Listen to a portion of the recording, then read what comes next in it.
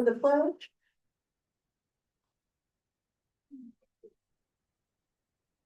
I pledge allegiance to the flag of the United States of America and to the republic for which it stands, one nation, under God, indivisible, with liberty and justice for all.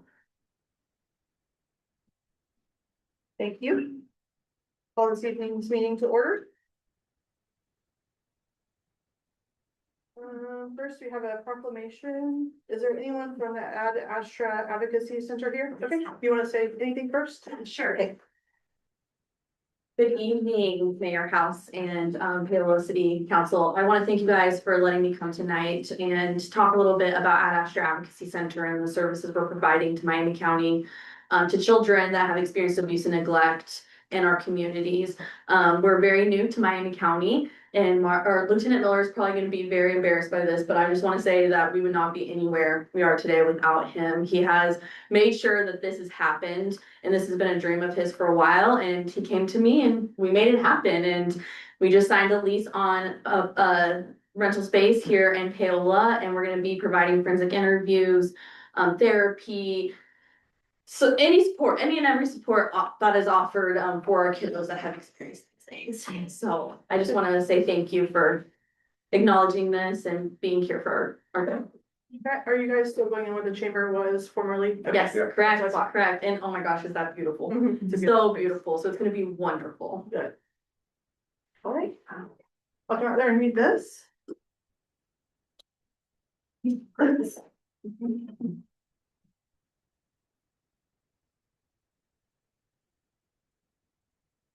All right, naming April 2026 as Child Abuse Awareness Month in the city of Paola. Whereas every child deserves to grow in a safe, stable, and nurturing environment where they are protected, valued, and given the opportunity to thrive. And whereas child abuse and neglect continue to impact children and families and communities across our nation, causing lasting emotional, physical, and psychological harm. And whereas preventing child abuse requires the collective commitment of community members, service providers, educators, law enforcement, healthcare professionals, and advocates working together to support children and families. And whereas child advocacy centers and their multidisciplinary team partners, including law enforcement, child protection professionals, prosecutors, medical providers, and mental health professionals, play a critical role in providing child-focused, trauma-informed services in a coordinated response to allegations of abuse. And whereas Ad Astra Advocacy Center, in partnership with MDT agencies across Franklin and Miami counties, works to ensure that children and families have access to compassionate advocacy, forensic interviews, resources, and support during difficult and vulnerable moments. And whereas increasing public awareness and providing families with education, support, and resources can help prevent abuse and strengthen families before crises occur. And whereas communities that prioritize the protection and well-being of children demonstrate their commitment to a brighter, healthier future for all. Therefore, I, Lee House, Mayor of Paola, Kansas, do hereby proclaim April 2026 as Child Abuse Awareness Month, and I call this observance to the attention of all of our citizens.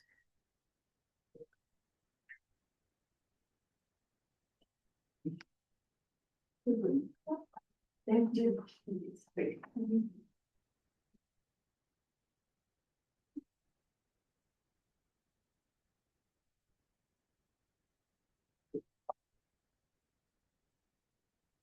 All right, now we have police department introductions.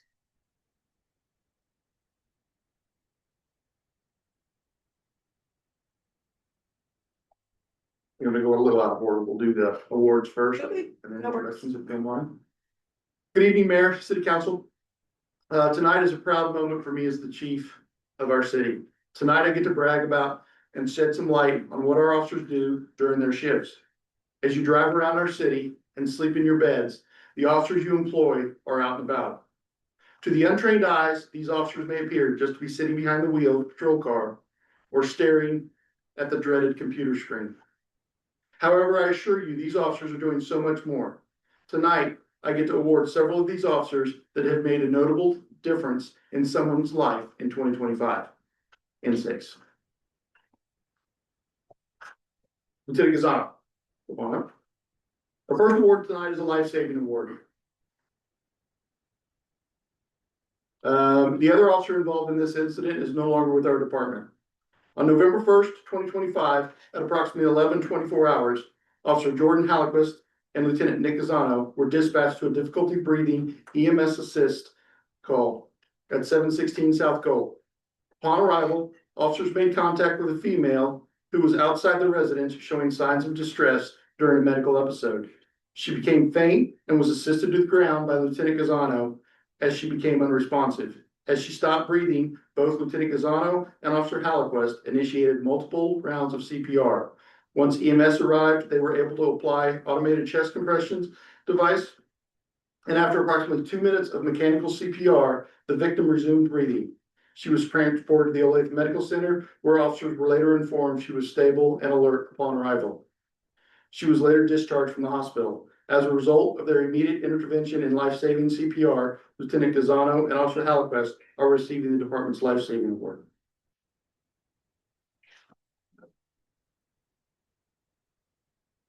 Very nice. Thank you.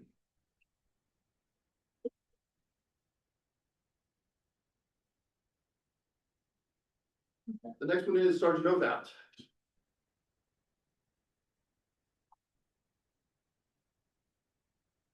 On 12/7/2025, at approximately 22:19 hours, Sergeant Nathan Othout responded to an address on East Wea Street regarding an EMS call for an unresponsive subject not breathing. Upon arrival, Sergeant Othout located the male subject lying on the ground unresponsive, while the subject's wife was actively performing chest compressions. Sergeant Othout immediately took over chest compressions and continued uninterrupted CPR for approximately 5.5 minutes. While maintaining effective compressions, he calmly provided direction to the victim's spouse in the setup and deployment of an AED, which resulted in a successful shock being administered. The victim was shocked twice on scene, once with the police department's AED and once with EMS equipment, and was subsequently transported to MCMC. The next day, EMS Battalion Chief Brandon Ream advised the male subject arrived at the hospital with a pulse and had been currently admitted to the ICU. Battalion Chief Ream further stated that Sergeant Othout's decisive actions and sustained life-saving efforts were instrumental in the subject surviving to the hospital. He has since been successfully released from the hospital. Based on Sergeant Othout's immediate response, sustained CPR, and effective coordination during a critical medical emergency, Sergeant Othout is receiving the Lifesaver Award.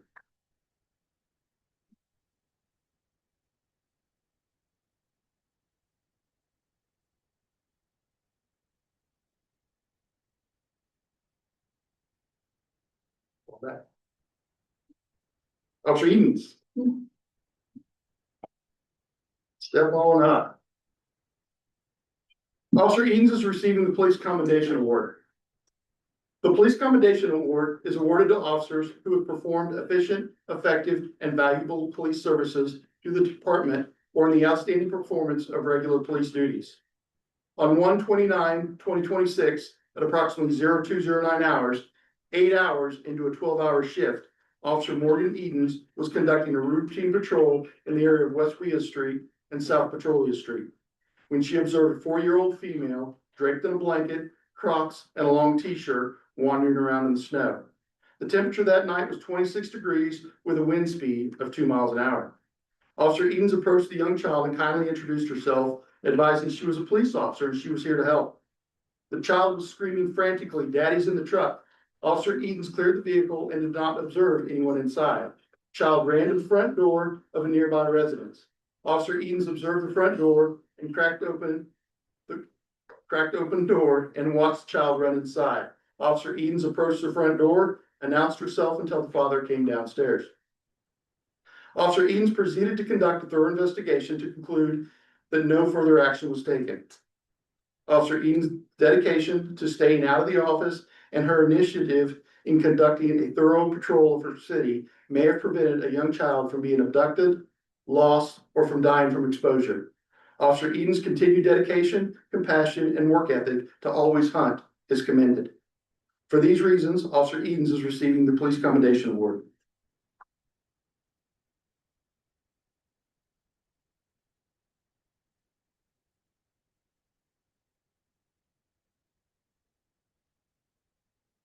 Sergeant Othout, again. All right, this is for our Officer of the Year for 2025.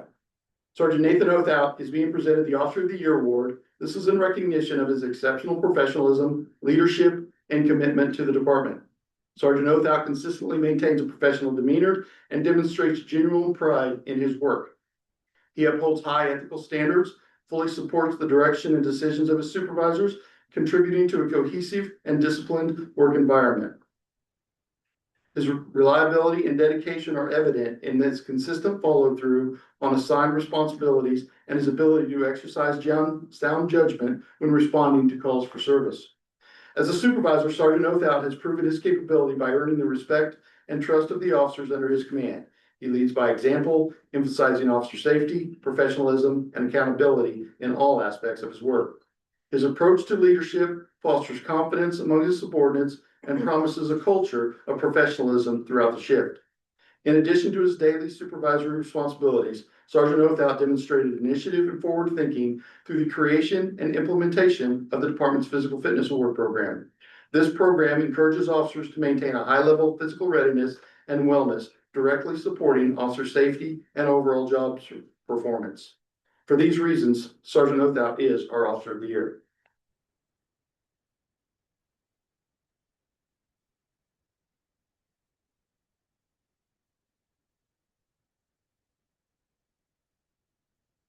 Now, continuing with the new physical fitness program, I'm pleased to announce the recipients of our first fitness awards. When I call your name, all you have to do is just stand there. You don't have to come up here. The criteria for receiving the fitness award consists of obtaining a total of 240 points out of 300 in 3 different categories. The categories are sprint, drag, and carry, which is one category, planks, and push-ups. The first and second categories are timed events, and this is a yearly test. The scoring is based on the U.S. Army's criteria, unfortunately. The officers have achieved this award are as follows: Captain Jenkins, Lieutenant Gazzano, Sergeant Othout, Officer Rakowski, and Officer Wilson. So that concludes our awards tonight. But I do have one more thing that is an introduction of our newest officer. We have Officer Jacqueline Rodriguez. Step on up. She comes to us from the Olathe Police Department. Her first day was March the 16th, and I look forward to seeing how she grows in her career here. Based on the awards tonight, she has big shoes to fill. All right, welcome aboard. Thank you. Thank you very much.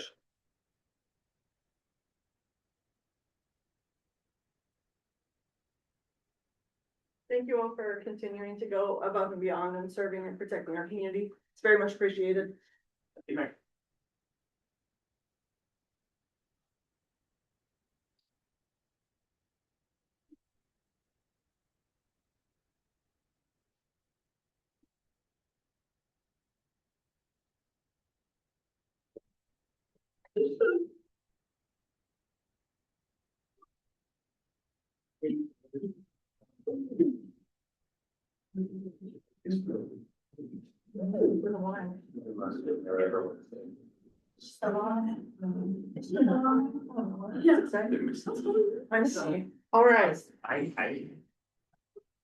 Next, the consent agenda. Anybody on the council have any questions on the consent agenda? If not, is there a motion? So moved. I move to approve the consent agenda as presented and authorize the mayor to sign. A second. What's happening? I know. McMahon. Aye. Hugo. Aye. Brown. Aye. All right. Motion pass. Next comments from the public, but there's no one else here, so we'll move on. Other. New business. Fire department sales tax ordinance number 3247. Yes, so as discussed at work study, the sales tax for the quarter cent for the fire department is expiring and sunsetting in 2027. If we would like to renew it, this is the language that is provided by Mary Carson, who is our bond counsel. And so the ordinance is submitting ordinance 3247 would be to submit the qualified electors of the city of Paola, Kansas, the proposition of levying a 1/4 cent retailer sales tax in the city of Paola to pay costs for operating, maintaining, and equipping the city's fire station and related facilities. So we did take out the fire station Yes, project, which thank was you in for the that. original, yes, so. Mary Carson did say that it would still, the sales tax would still qualify to pay off anything that was originally Mhm. language, but we just took out the facility. Yeah. The project, so, a little background, it was first adopted in 2007. And then it was renewed again in 2017, so which it has a 10-year renewal, so which is why it would be expiring in 2027. To adopt this language, it would be taken to the November 2026 election. And this is just the first step. So first we take it, and then if it is approved, then you guys finalize the language and everything, and we will have to adopt a new ordinance to actually levy the tax. This is just the language, not actually levying the tax. So this is step one in the process. Mary Carson has provided and did the ordinance and everything, so that was very kind of her. Bruce, if you would like to expand again on what we use to purchase the sales tax board, that'd be great. Yeah, so going back from the original, 2007, we used it to pay for the fire station apparatus and then throughout the years, our equipment and additional apparatus. We also used it to fund repairs and improvements on the station, like a new roof for the station and the gym, maintenance of the heating and cooling system. We purchased our SCBA air packs a few years ago, replacement radios, and bunker gear, helmets, all of our safety equipment comes out of there. The big ticket items are the new apparatus. So we've got a new apparatus that is being built right now, and it'll be here in the, hopefully in the next couple of months. And then we,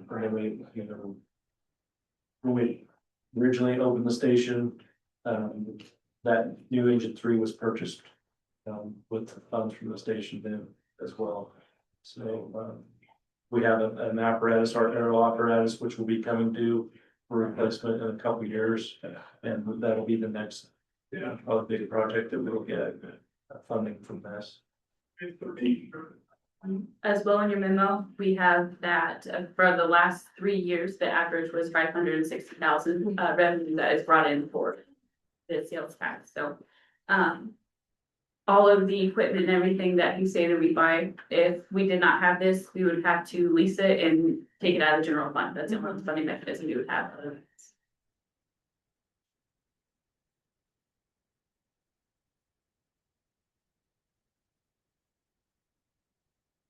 I appreciate the language being changed, because I really do think it could have been confusing for people, so I'm glad we could figure that out. Absolutely.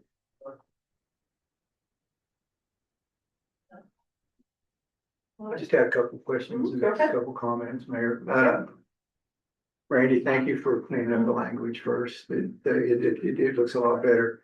Chief Hardick, I believe that when we had talked earlier at the study session, you mentioned that a fire apparatus, whatever you call it, is in excess of $1 million now in order to get one. That would be the aerial apparatus. They are at that price. Our engines, the smaller apparatus without the aerial ladder on top, they're under that price. Okay, So all right. The Was it- reason, Go ahead. yeah, the reason I ask that is that I'm a huge fan of dedicated sales tax. First of all, like Ms. Shannon said, it removes an onus on the property tax. Another one it is that you really get a vote of the people. They're gonna put it in there. And once you get the vote of the people, then you kind of know what direction you're gonna go in. And the third part of it that back in a former life that I really liked about it, it's dedicated funding. The funding can only be used for the purpose that the residents have said to use it for. So with that, I'm a huge fan of it, Mayor. When it's all said and done, I've managed not this type of one, but these have been very successful. very successful. And that's all I had, Mayor. I think it's a very good funding mechanism for the fire department. And it has been over the years, so I'm very much in favor of it as well. Anybody else have any questions on this? If not, is there a motion? I'll go ahead and make the motion, Ms. Mayor. Motion to adopt ordinance 3247 to submit to the qualified electors of the city of Paola, Kansas, a proposition of leveling 1/4 cent retailer sales tax to pay costs of operating, maintaining, and equipping the city's fire station and related facilities, Ms. Mayor. I'll second that motion. McMahon, Aye. Hugo, Aye. Brown, Alright, motion passed. CDBG proposal for 10 South Silver, which is a resolution. Yep, so last year, we went through the CDBG process and community development block grant is provided by the Kansas Department of Commerce, and a business can't apply for it on their own. A city or other entity has to apply on their behalf. So staff has developed a procedure application process for these businesses. And our deadline was beginning of April. We received one application from Brett Dowd, who's the owner of Green Again Lawn, for renovation of the space at 10 South Silver. He's satisfied all these sections of the application, which have been included in your guys' packet. They go into quite a bit of detail as far as, how it's going to benefit the community and what all they're going to do. The staff's recommendation is approving resolution 2026-004, which will set the city, show that the city is committed to working on the application with them. They're working with Brett Wagner with GAS, Governmental Assistance Services. He's who helped the previous applicant. Has been doing great. It's been great on communication. Takes a lot of workload, like all the workload off the city, as well as the applicant. So he's really easy to work with so far. At least on my end, I think Stephanie, that's the same thing to say. So, Good to know.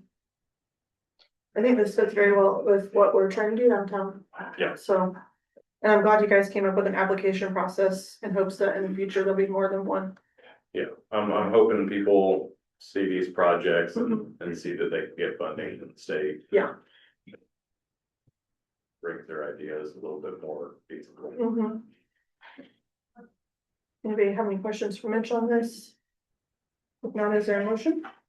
Seems like a, just to echo everybody else's thoughts, what a great program it is.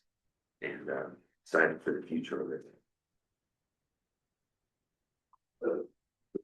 I would move to approve resolution 2026-004, showing the city has committed to working with CDBG application for 10 South Silver. I'll second that motion. McMahon, Aye. Hugo, Aye. Brown, Motion passed. Mitch, do you know in the last, it's been a long time since we did another one before the equestrian, I mean, yeah, I can't even remember. but that program's been in existence for. I think it probably went, it only gets funding when the state gives it funding, so it Okay. went away for a while, it's not Okay. an automatic. Every year, Yeah, okay. so, yeah. Well, I'm hopeful that the trend is going to continue, Absolutely. so. All right, next, the Civil Rights and Fair Housing Policy Resolution, number 2026-005. Yeah, so along with the CDBG money comes extra tasks. The requirement is for the city to have a code of ethics, a civil rights, fair housing policy, and a purchasing policy. We already have the purchasing policy. It was reviewed, and the current policy we have is acceptable for their requirements. I was working with the governmental assistance services that did the grant. She provided a couple samples of some, I guess, policies we should consider. So the first one is the civil rights fair housing policy. And that will be just a resolution adopted to follow that. The policy was provided in your packet. If you have any questions on that.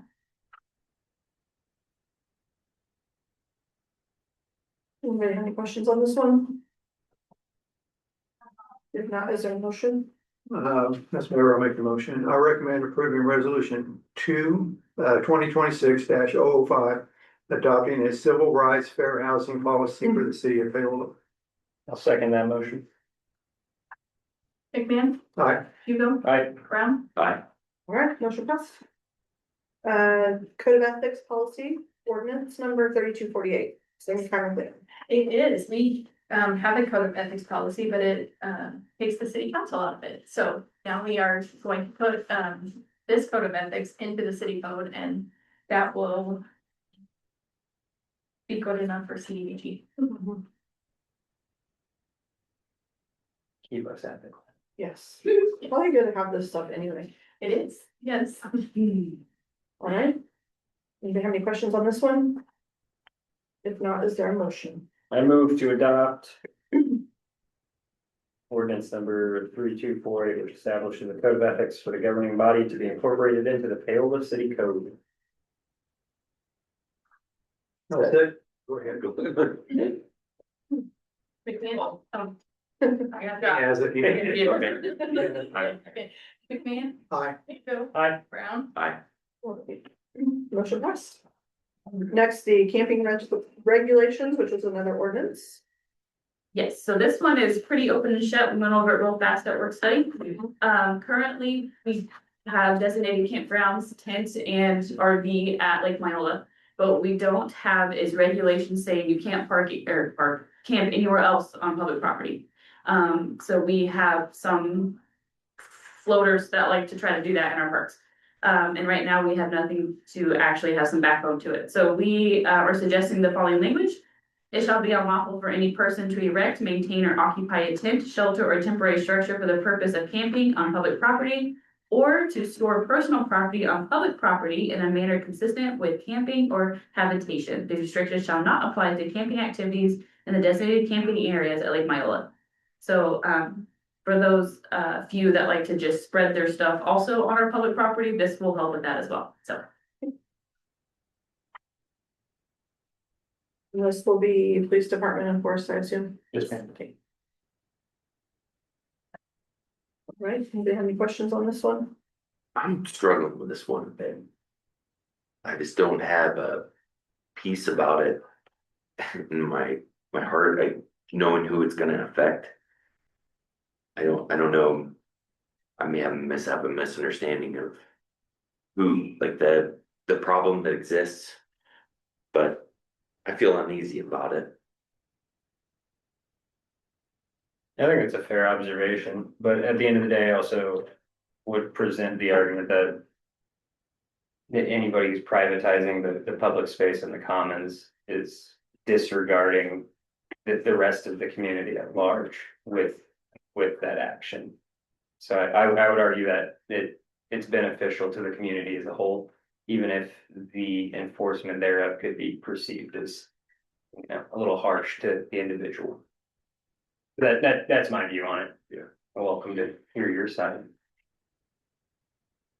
I don't disagree that it's best practice to probably not allow it. I'm feeling just stuck on the idea that like how else to resolve the issue. I got somebody who's already struggling, Yeah, absolutely. putting another. I also think if we leave it like without this existing, then it could put people into a more unsafe situation, camping on, you know, public spaces, trying to kind of stay out of the way and putting them into a less ideal position rather than seeking official channels to get help for whatever situation that is. I think it just kind of perpetuates the cycle if we were to allow it. Are we able are there official channels that we're able to assist in that with? To what are you speaking to? I'm guessing the homeless nature of these. I think I appreciate your heart, but I think what you are trying to accomplish is much larger than what we would even be able to handle.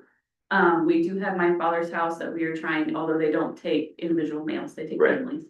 As far as that, we usually point them towards churches who do pay for campgrounds for them. Okay, So that is also an option that we do have. okay. Mhm. And I know where you're coming from. Mhm.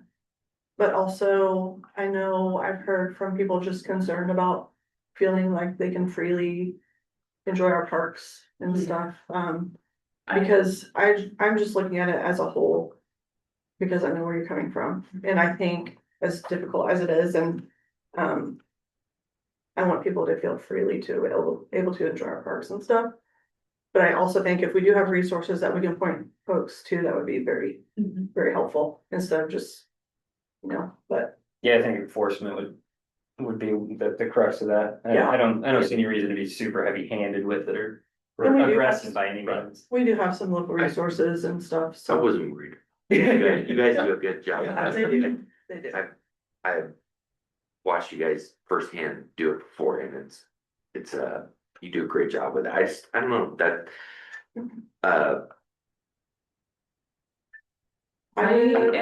I'm not. I, as a administrative side thinking of it, I would be nervous to not have this language and have our parks turn into a homeless camp. Right, And with the epidemic of what is happening, that is a large possibility. And that would take away from the public enjoying the park. Yeah. I would not let my kid go on a trail knowing that is a larger possibility. yeah. If that were happening, I think that like your back's up against the wall, and I wouldn't have a problem passing it at that point. I just don't feel like at this point that it is there. And I think, I know it is. would a you walled mind park. speaking to this a little bit? Sure. So we do get complaints in certain areas of our trails where they try to get off the beaten path, and I get that. However, we do get complaints. We've had complaints of people bathing, while people are out walking, trying to enjoy the spaces. Yeah. And the last thing a parent wants to do is be on those trails and see a naked homeless person. right, It allows us the opportunity to reach out to these individuals, give them options, try to get them where they need to go. In a safer environment that's good for everybody involved. Our goal at the end of the day is not the enforcement side of it, necessarily as far as punishment, but it's to try to get them someplace better option than what they currently have. Yeah. We have a lot of citizens that love using our walking trails, and they like getting out and walking their dogs off the beaten path outside the interior city limits where these individuals are at. And those are the ones we're hearing from of we're finding needles, we're finding drug paraphernalia, trashed campsites. A lot of times these individuals are just leaving their stuff behind for our public works crew to have to come clean up. So, it's not just one individual complaining. We're getting several complaints. And we're having to spend additional resources to clean up after these individuals. Yeah. So, I obviously, the police department wants what's best for them, but at the same time, we have to do what's best for the city and try to get them to either move along or find someplace else, an alternative to what they're doing. sure. So. Is there any liability or like legal issues that arise from people camping on public lands too? Like unauthorized camping? Oh, yeah. Okay. Mhm. And that goes without, if it's not designated, we're not regulating it, Mhm. so they could light a fire. The whole Which we park have. goes up, Yeah. like, so like, there's all of those. Well, in any of those situations, if something happens, the city's gonna be the first person to come after. Mhm. And that's definitely. She would have nothing to say that it wasn't allowed. Yeah. Yeah, It just opens up doors that Yeah, make it uneasy. there you go, yeah. That's a good way to put that. I don't know if that helped ease anything for you, Josh, but it's a good discussion nonetheless. Anybody have any other questions? No? If not, did you have anything else, Josh? Nope. Okay, is there a motion? I move to adopt ordinance number 3249, amending chapter 12, article 1 of the Paola City Code. I'll second that motion, Ms. Mayor. McMahon, Aye. Hugo, Aye. Brown, I, All right, motion passed.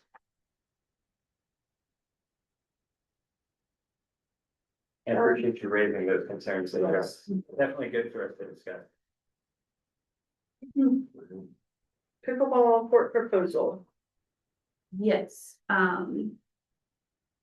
once again, as discussed at work study, we brought pickleball courts to you guys in, I believe, December. And we thought that this would be a great project and you told staff to run with it, but we had the idea to see if we could get some funding from First Option Bank Foundations.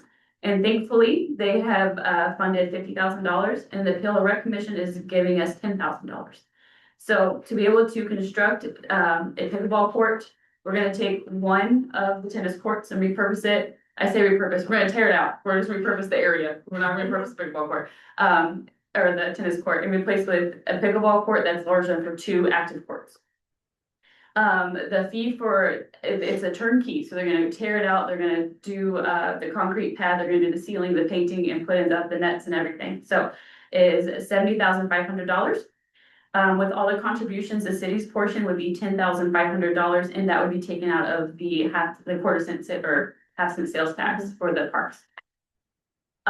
What the bid we have proposed in there is from Multi Sports, and they're out of Wichita. If you, just refresh your memory, we had 2 proposals, back in December. The other one was way out of our price range, like $200,000. And this company, we've done some background check and they're a great company to work with and we're excited to move forward with them. There will be 2 pickleball courts. 2 pickleball courts, yes. We're gonna take one tennis court and make it 2 pickleball courts. And the north tennis court will still remain and we will not touch the basketball courts. There's no lights down there, is there? No. Yeah.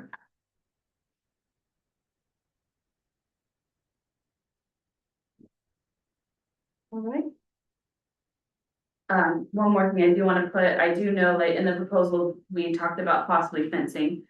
We're not gonna fence the entire thing. We were able to repurpose some good fence when we took down Walls Park fences to fence along the street it'll be almost exactly what it is now, but it'll have a new fence, newer fence, repurposed from Walls Park. Gotcha.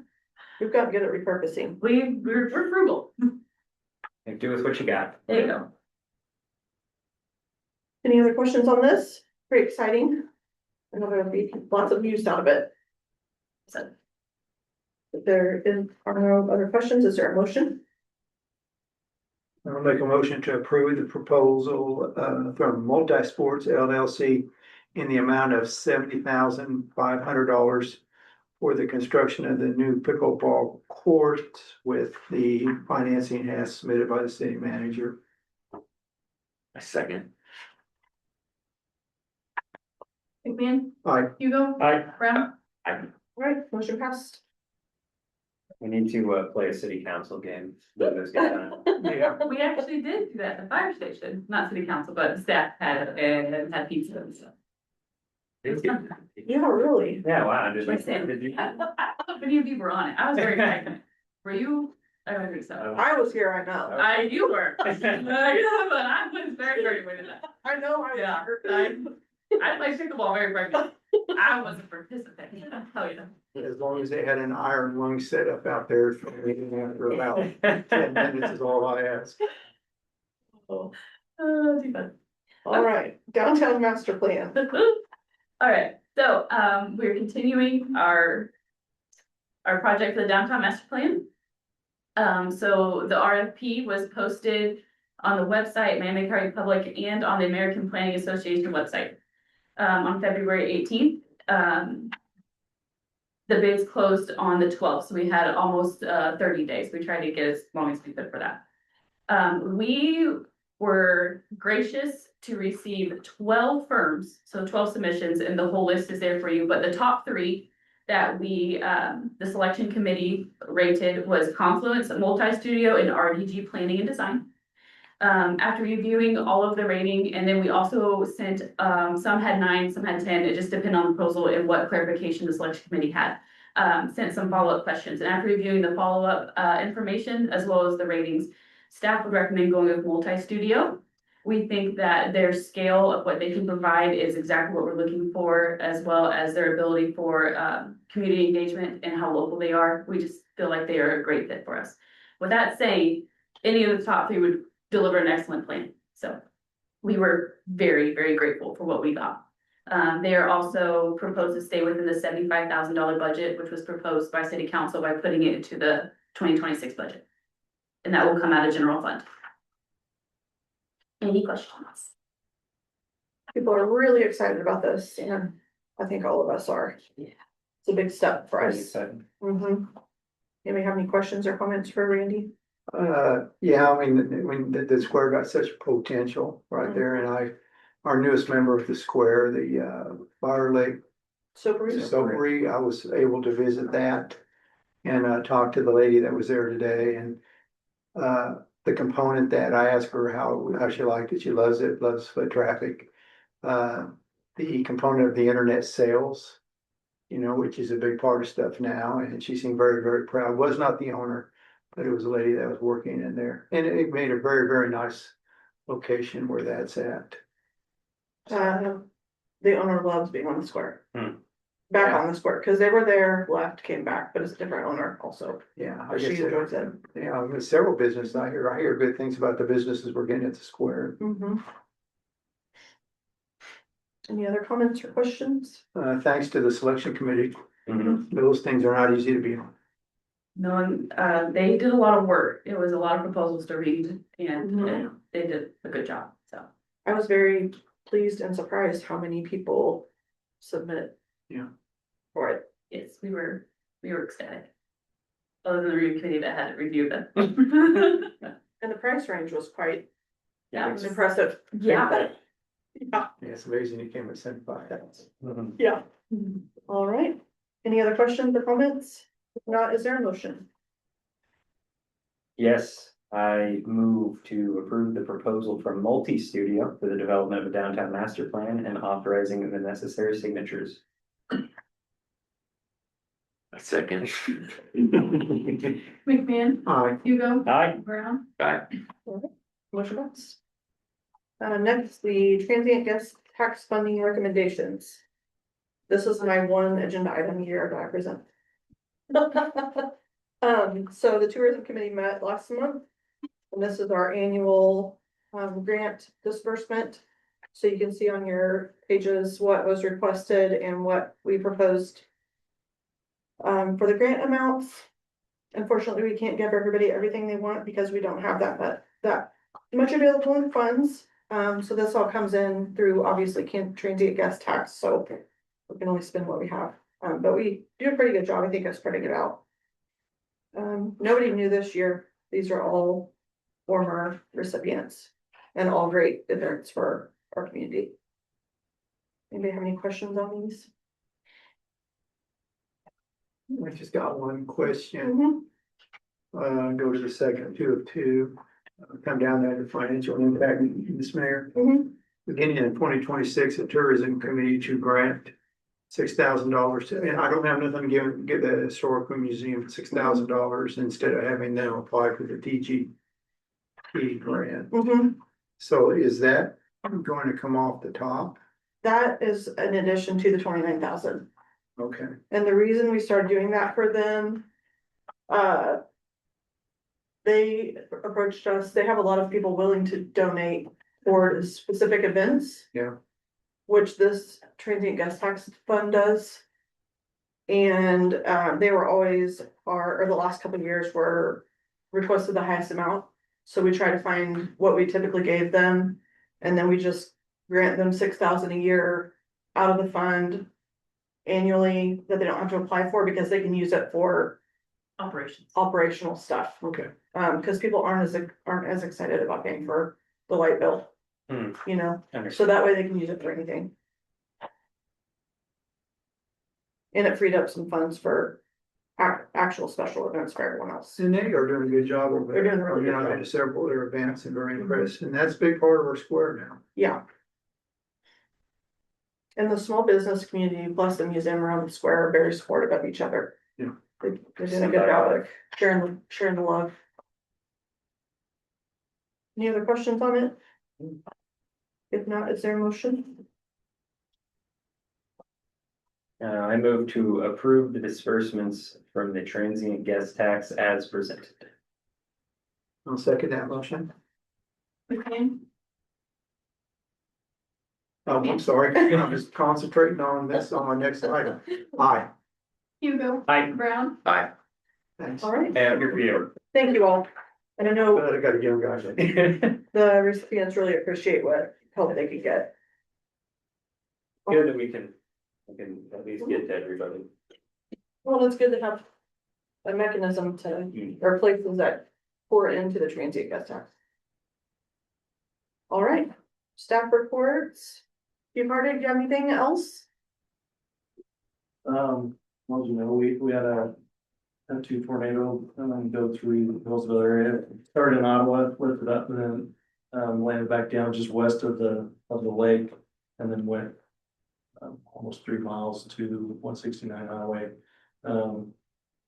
We had units from Paola and Fire District number 1, consolidated Fire District number 1 now out of the Gardner area, responded to that initial response with EMS, Sheriff's Department.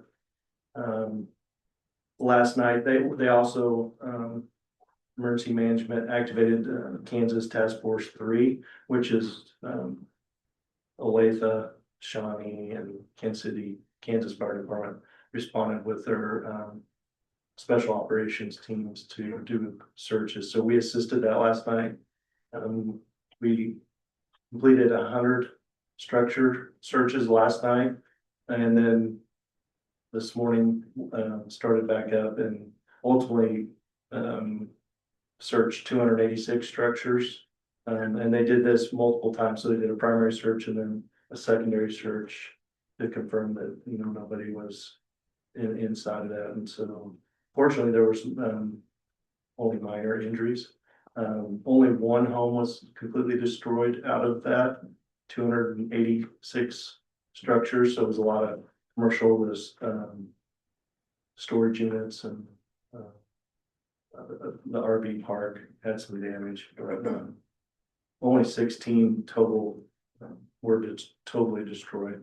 So we had 173 that were unaffected. So overall, it's pretty fortunate nobody was injured severely in that. So, but Paola PD was down there and assisted, as Chief said, and a lot of units came together and worked good to make it happen. So we were finished up the searches today around 3 o'clock. Very good. Reported? We also had officers. We sent 2 officers last night, during the tornado. While our sirens are going off. So the good thing is all of our sirens work. That was a long time for those sirens to go off. Based on the warnings and how they occurred, but sent 2 officers. We were able to open up the storm shelters. We had approximately 40 individuals use. And many of the residents were very thankful that they were there. So that went well. We've got, we had 2 officers last night. We sent 3 officers today. We'll send 2 more tomorrow and then 2 more after that. And mainly our officers are assisting with security, control of people who's coming in, who's leaving, that type of stuff. With all the debris and everything, concerned about looters and players coming in, taking advantage of our citizens, so. We had additional Axon training. We continue to have that training. We had some today. We've got some more scheduled next week.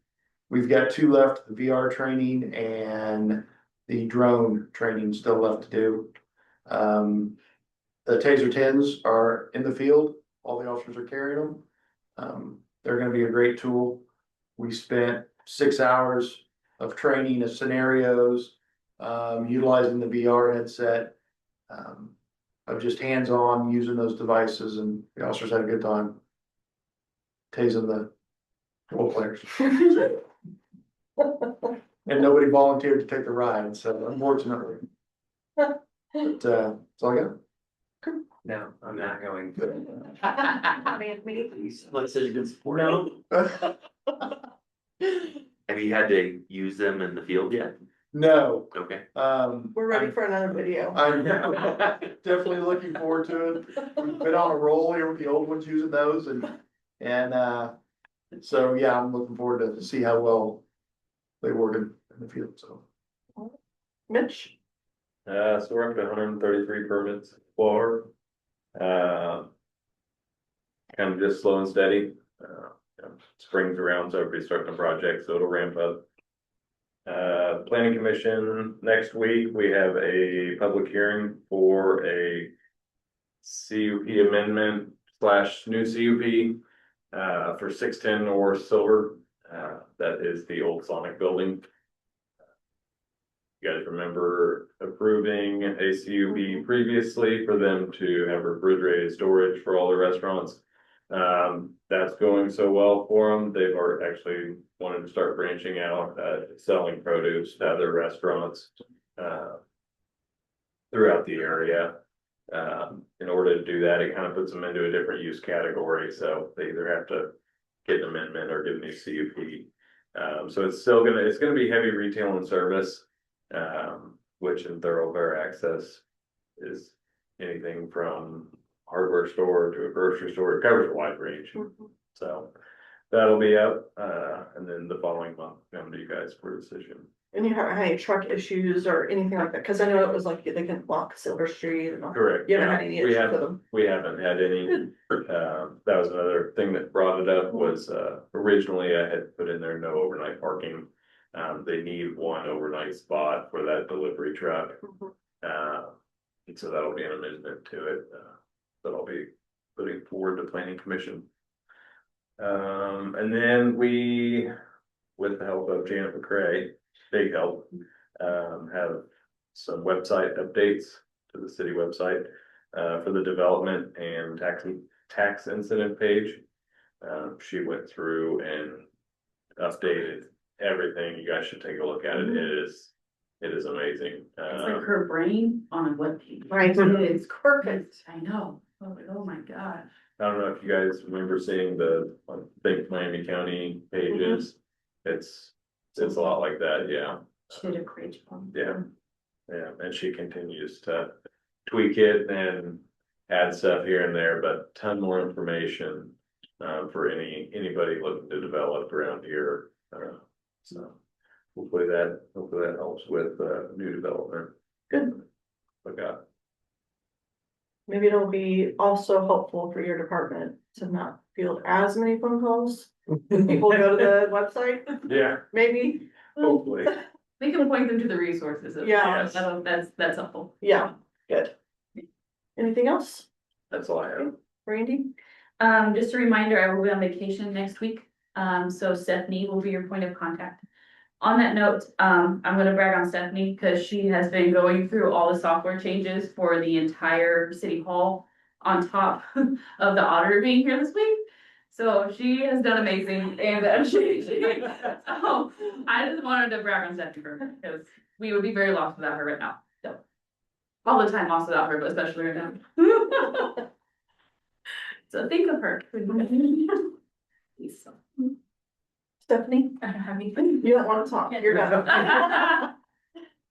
All right, Jared, you have anything? Yeah, just a couple things, as, I'm one, and again, I want to thank you, Randy, I was probably more whiny about economic development than anybody. I was always on all the time. It sounded like you got that under control. Thank you very much for that. One thing that I was sitting here today observing a little more than I should have, but I was observing, that one thing that I've really pushed and talked about was, stewards of the taxpayer dollars and then also, professionalism. And I just see that in droves. I was very, very heartened how we had a difficult conversation with council today. Council was very, very respectful. Chief, you were very respectful, and Ms. Shannon, you were very respectful, and you don't always get that. And when we come to a consensus, and some of these are hard votes, they really, really are. So thank you, council, for having a meaningful discussion on some of the items today, and very, very, very cordial with that. And with that one small thing, Ms. Shannon, I hear a few things about food trucks. All I ask is that you look at it on the economic development side, because I do not want to go out there and probably get a bunch of regulations on stuff that may or may not need, but kind of take a look at those. But I don't want to take away from our master plan. And I thought to myself, if I'm over here putting regulations on something, okay, is that gonna go probably with, we're looking at, I'm trying to promote business and then I come back and there's something else. I said, well, let's put the hurt on a few things. That's not my intent. My intent is for you and whoever you choose to kind of look at those regulations. And the one thing I do hear about is the length of time that's there. And like I said, do I look for something tomorrow and then council, that's all I'm looking for. And again, there's gotta be, depth concession, in-depth conversations about this. Because there's pluses and minuses for it, and sometimes you have some unintended consequences on it. So don't jump through any hoops. All I ask is that you go through economic development and look at that. So that's all I had, Mayor. Anything? Yeah, just wanted to commend both departments on their assistance with the tornado. Definitely hard, especially for a community like Hillsdale and the resources that they have that are pretty limited. So it's good to see that we can help out, as well as us offering a storm shelter for the residents of the city who didn't have anywhere to go. It's good to see that it was used and shows that there's a need for it.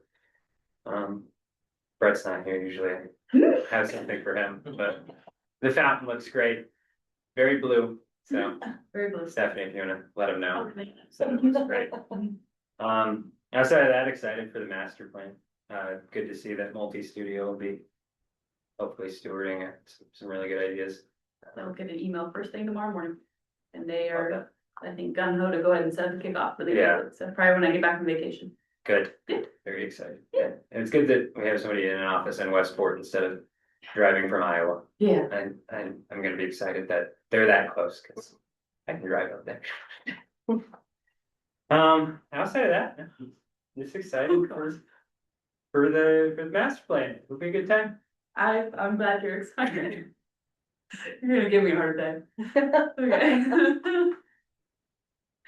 Uh, I was outside when the tornado sirens first went off, and I was impressed with how quick your staff was on it. Like they were driving around and on the PA and bringing a personal touch to it that was good.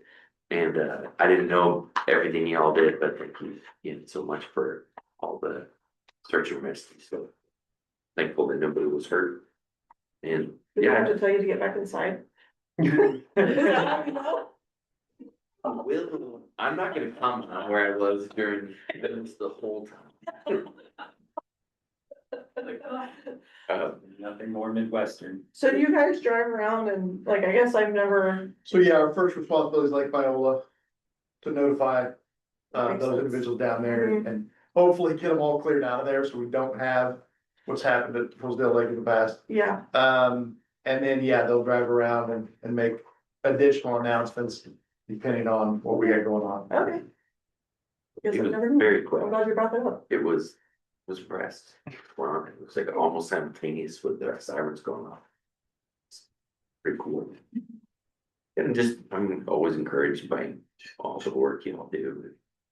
Direction we're headed, it's a good time to be involved. I appreciate everything. Just a few things. I'm glad we found a way to tap into Janet's expertise still. That's very valuable. And just another nod to First Option and Rec, who are partnering with us on the pickleball courts. It's even better when we don't have to pay for the whole thing ourselves. And thank you to first responders. And I know we've had a lot of individuals and churches and businesses donate toward helping Hillsdale. It's just, that's the cool thing I think about being in a small community is everybody kind of all hands on deck kind of thing. And I'm just gonna mimic what JR said. I appreciate this council and the heart of the council and the chemistry and the working relationship that we all have. It's very, very much a blessing and not everyone has that luxury. So thank you all very much. And with that, I will wait for a motion to adjourn. I'll make a motion to adjourn, Ms. Mayor. I'll second that motion. McMahon. Aye. Hugo. Aye. Brown. All right, meeting adjourned.